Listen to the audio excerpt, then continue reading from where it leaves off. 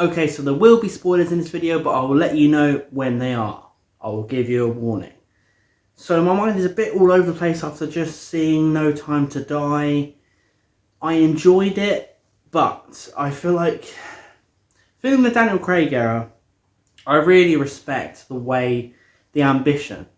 You know, all throughout these movies, from Casino Royale to, you know, No Time to Die, there's been such ambition, such effort to think outside the box, you know, to give us Bond storylines we hadn't seen, to change the character a bit, to experiment with the character, to try and make the character more down to earth and modern, to try and give some of the other characters bigger parts, to try and bring back some of the classic Bond villains and doing them in a different way. And ultimately it's a mixed bag. Casino Royale is fantastic, Skyfall's fantastic, Quantum of Solace is okay, Spectre, you know, There was a lot made of the whole Lashana Lynch thing, and I kind of feel duped, to be honest. If you remember, I made a video ages ago, talking about James Bond will be woke, Lashana Lynch is going to be the new, you know, I brought into the whole thing, but I feel like that whole thing was released to just get people outraged, get people annoyed, and I've kind of learned to think more about headlines now. You remember at that time they were saying Lashana Lynch is the new James Bond, and it couldn't be further from the truth. And it is you know, it couldn't be further from the truth in this film. So I was glad that it didn't go full woke. It doesn't. This isn't a woke James Bond film. I really don't think it is. And I really don't think the Daniel Craig era made him woke. You know, I feel like it started in the Pierce Brosnan era. You have to update this character in some way, but it has to be gradual. You have to update the Bond girls in some way, but it has to be gradual. Again, my frustration with people who say that they wanted it to be woke do not see the gradual progression of the Bond girls. Ever since Dr. No, the Bond girls are getting stronger and stronger and stronger. There have been some slip-ups along the way, but they've been getting better and better and stronger and stronger. And the frustrating thing is, a lot of people calling for James Bond to be woke don't watch the James Bond movies. So leave it alone. Lashana Lynch in this is obviously a thorn in James Bond's side. James Bond gets called back for a job with Felix Leiter, and there's this crazy guy played by Rami Malek who is now stalking and planning stuff. Bond has to get information by going to visit Blofeld, played by Christoph Waltz, in prison. Bond is having a rocky time with his, you know, Madeline, who was the woman he's going to settle down with, but things don't go as planned and everything's up in the air and everything's bonkers, as you'd expect. I really like the first half of this film where Bond meets Felix Leiter and he gets pulled into another adventure. A kind of getting his feet wet adventure.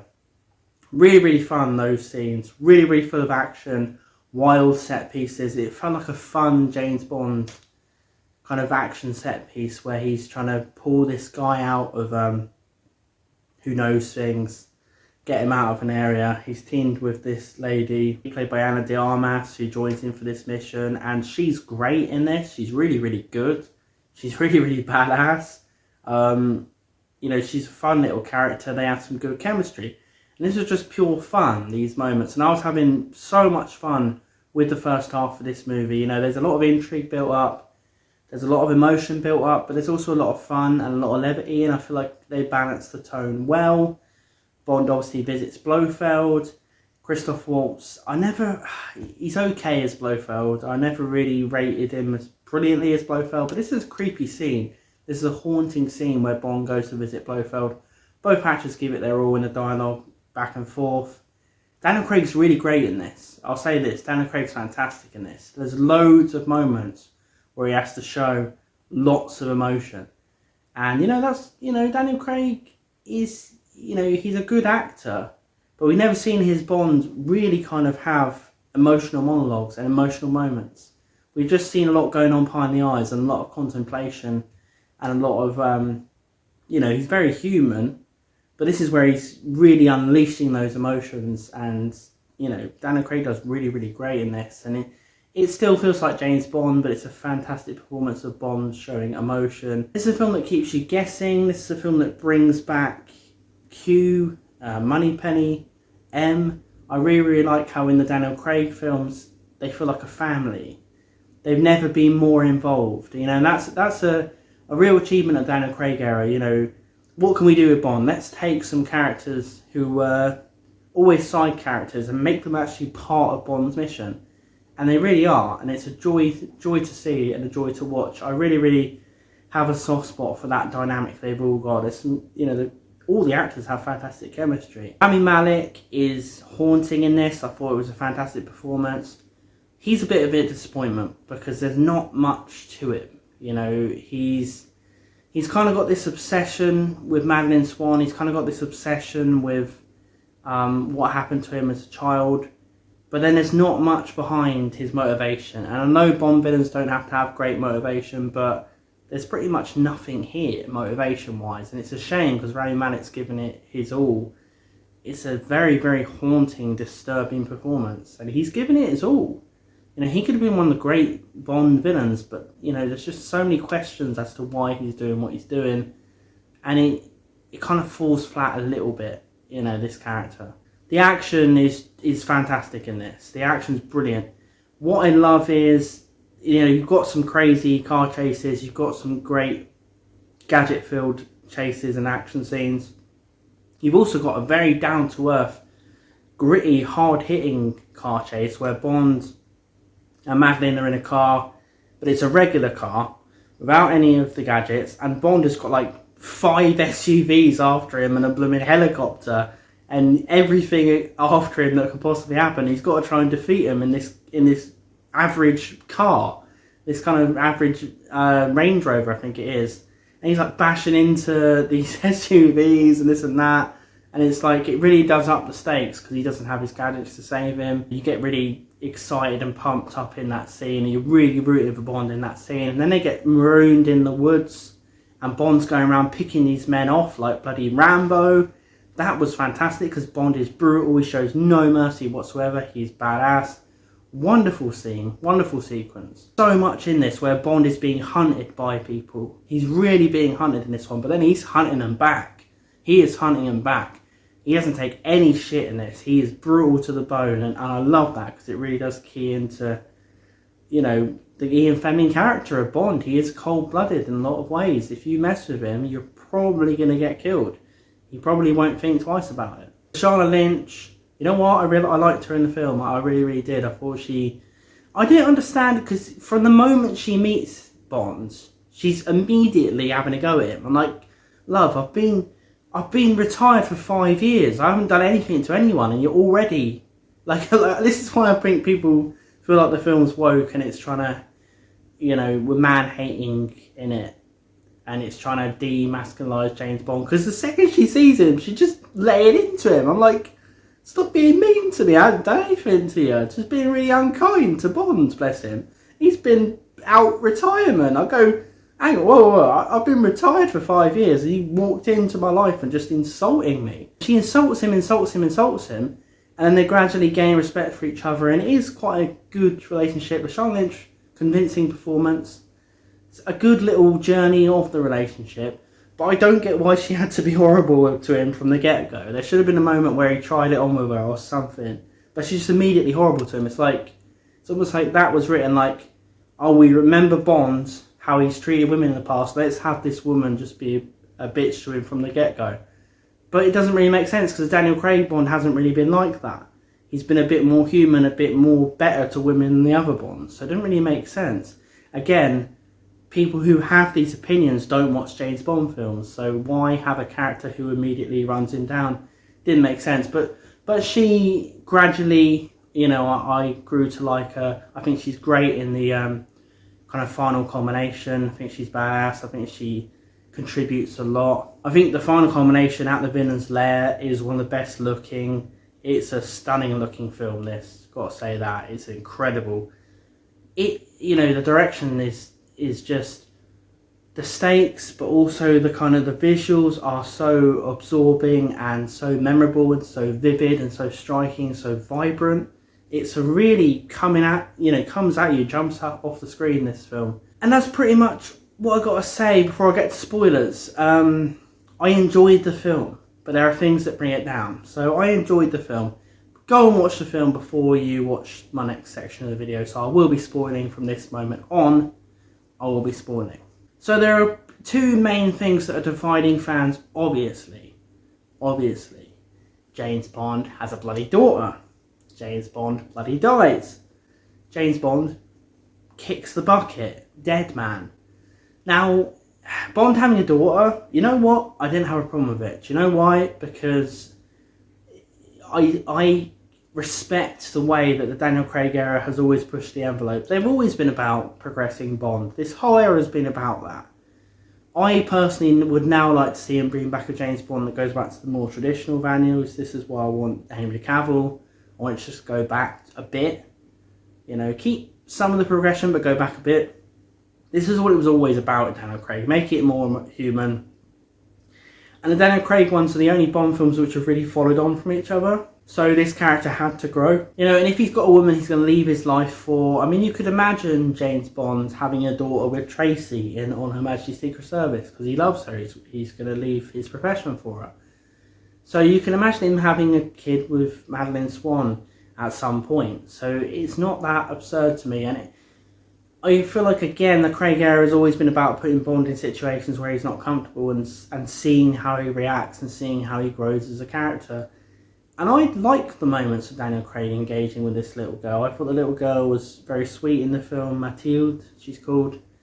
I thought Bond struggling to kind of be a father and warm up to this child, but immediately having lots of love for her was kind of sweet. I enjoyed that. It was odd because at times, right at the start of when you first hear that he has a daughter, Madeleine tells him it's not his, or some kind of council estate mum. And then later on, Rami Malek's like, yeah, it's yours, mate.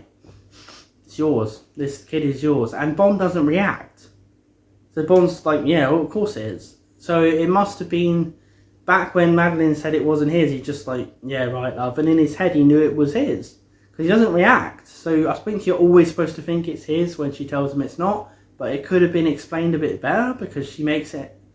I accepted that it wasn't his and then just casually start referring to the child as his. I'm like, what? And then, of course, James Bond dies. Now, I didn't like this. The other actors have always just followed on from the other. And I feel like Daniel Craig's Bonds have got kind of special treatment where, because it's a reboot, they want to completely contain this entire Daniel Craig era and not go on from it. Whereas the other films, they always went on. You couldn't reboot every single time. They always went on in some capacity and carried on the timeline. This is like, well, it's a Daniel Craig one, so we can end it however we want, and then we'll carry on. It's going to be odd to see someone take over as Bond after we just killed Bond. Like, it won't be like all the other times we've seen a Bond continuation. It won't feel natural to me. I don't feel like the death was earned because it just felt like Bond gave up at the end. It kind of reminded me of the Dark Knight Rises sacrifice scene. But obviously Batman didn't even die in that. It kind of reminded me of that sacrifice scene. It didn't feel like he had to do this. You know, what M could have said, right, don't stop the missiles for 5 minutes. We're getting Bond off this bloody island. Stop the bloody missiles. Like, M could have done that, but he didn't do it. Or you know, just don't shoot him yet. Like, why did he have to send the missiles? Get Bond off the island first. And then Bond was like climbing up. And he was like, fuck it. I mean, he's got the nanobots in him. The nanobots that mean he can't touch anyone or do anything. But why not just get him off the island? And yes, he can't touch Madeleine Swan. He can't touch his daughter. He can at least see them. And at least then scientists can start working on a cure. But then Q's like, oh, there's no cure. There's no cure, mate. You're fucked. But surely there is you can work on a cure. Like, James Bond, like, why can't we work on a cure for these nanobots? It didn't feel that earned. And it just felt a bit... I should have been feeling more. It felt like killing him was kind of a novelty and just thrown in there to make the ending of his films memorable because they weren't going to be, just him going off into the sunset with a wife and kids. But it also felt like a downer. I left the movie depressed because I didn't want to see James Bond die. And it also felt pointless because it's like, well, we know we're going to reboot things. And now I feel like I know where we're at with James Bond, where it's like we're just going to reboot every time. We're not going to carry on. I like the idea of carrying on and keeping some of the timeline in canon. No one really reacted to him dying. Like, M and co, they're like, raise a glass to Bond, back to work, boys. Like, just like, back to work. Now, I know it was supposed to be like I guess it was supposed to be a reference to the fact that if you work for the government, you're just a number and you are disposable. But that's a terrible way to depict the government. But also, it's for James bloody Bond. How much has he done for your arse, M? And he just like, back to work, slams the glass down like some bloke in a pub. And then Madeline's like talking to her daughter, let me tell you about your dad. And what are you going to tell him, Maddie? Because there's lots you're going to have to leave out, like him being a professional killer. It was delivered in a clunky way, I feel like. There was no need for him to stay on the island like that. He could have been rescued. I don't get why the Lashana Lynch character couldn't have come back on the boat and get him off. I don't know. It was a race against time because they were shooting missiles, but M could have delayed the missiles or something. There needs to be some reason why they just couldn't get him off. They can't act like this has always been the case. You know, I stayed because I wanted to see if there was an end after credit scene, like Bond setting up, like The Undertaker.